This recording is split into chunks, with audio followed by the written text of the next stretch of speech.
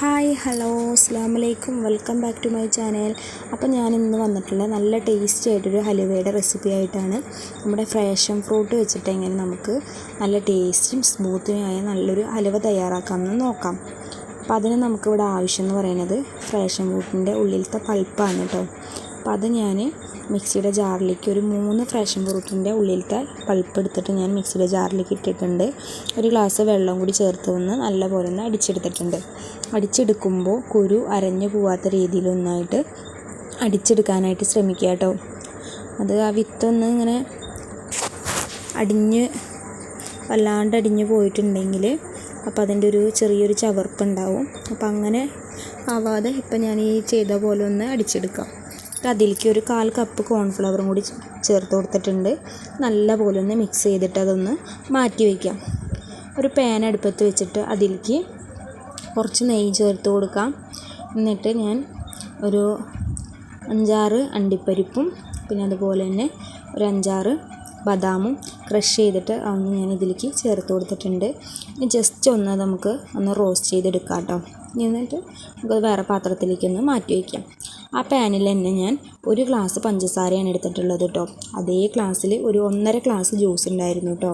നേരത്തെ ജ്യൂസ് മറ്റേ fresh ഫ്രൂട്ടിൻ്റെ juice ഞാൻ എടുത്ത് അളന്നപ്പോൾ കേട്ടോ.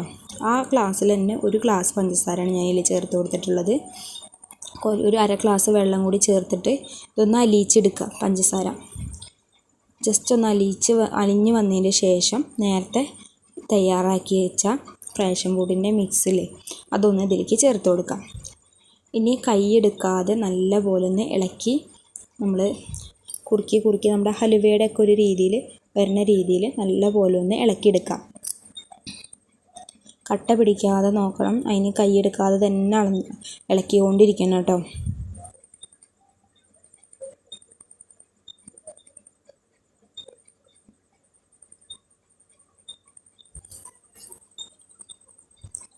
ഈ ഒരു പരുവത്തിലാകുമ്പോൾ അതിലേക്ക് കുറച്ച് നെയ്യ് ചേർത്ത് കൊടുക്കണം കേട്ടോ. അപ്പം ഞാൻ നെയ്യ് ചേർത്ത സമയത്ത് അതിൽ ക്യാമറ കട്ടായി പോയിട്ടുണ്ടായിരുന്നു, ഓഫായി പോയിട്ടുണ്ടായിരുന്നു കേട്ടോ ഷൂട്ട് ചെയ്യുമ്പോൾ. അപ്പോൾ അതൊന്ന് മിസ്സായിട്ടുണ്ട്. നെയ്യ് ചേർത്ത് കൊടുക്കാൻ മറക്കരുത് കേട്ടോ എല്ലാവരും.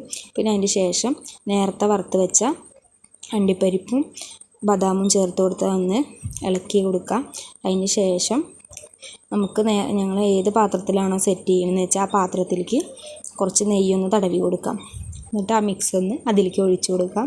പിന്നെ ഞാൻ കുറച്ച് മാറ്റി വെച്ചിട്ടുണ്ടായിരുന്നു കേട്ടോ. അപ്പോൾ അത് ആ ബദാമും അണ്ടിപ്പരിപ്പ് ഇതിൻ്റെ മുകളിലൊന്ന് ഇട്ട് കൊടുക്കാം. ജസ്റ്റ് ഒരു ഭംഗിക്ക് വേണ്ടി മാത്രം കേട്ടോ.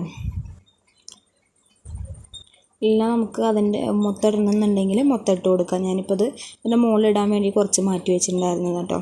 ഇനി നമുക്കിതൊന്ന് സെറ്റ് ചെയ്യാനായിട്ടൊന്ന് മാറ്റി വയ്ക്കാം.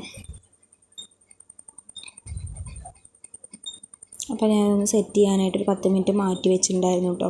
അതിന് ശേഷം വേറൊരു പാത്രത്തിലേക്ക് നമുക്കിതൊന്ന് തട്ടി കൊടുക്കാം. പതുക്കെ തട്ടി കൊടുക്കുമ്പോൾ നെയ്യൊക്കെ പുരട്ടിയ കാരണം വേഗം തന്നെ വിട്ട് വരും കേട്ടോ. അങ്ങനെ ഒന്ന് മാറ്റി എടുത്തിട്ടുണ്ട്. ഒന്ന് കട്ട് ചെയ്ത് കാണിച്ചു തരാം കേട്ടോ. ഈ കാണുന്ന പോലെ തന്നെ കഴിക്കാനും നല്ല ടേസ്റ്റാണ്. പിന്നെ അപ്പോൾ എല്ലാവരും ഒന്ന് വീട്ടിൽ ട്രൈ ചെയ്ത് നോക്കാം. ചെയ്യാത്തവരുണ്ടെങ്കിലൊക്കെ ഒന്ന് എന്തായാലും ട്രൈ ചെയ്ത് നോക്കാം. അപ്പോൾ നല്ല ടേസ്റ്റി ആയിട്ടുള്ള നല്ലൊരു ഹലുവയാണ് കേട്ടോ. അപ്പോൾ എൻ്റെ വീഡിയോ ആദ്യമായിട്ട് കാണുന്നവരുണ്ടെങ്കിൽ ഒന്ന് റിലേറ്റീവ്സിന് ഫ്രണ്ട്സിനൊക്കെ ഒന്ന് ഷെയർ ചെയ്യാം. അപ്പോൾ അടുത്ത ദിവസം നല്ലൊരു വീഡിയോ ആയിട്ട് വരാം. അപ്പോൾ ടാറ്റാ ബൈ ബൈ അസ്സലാമു അലൈക്കും.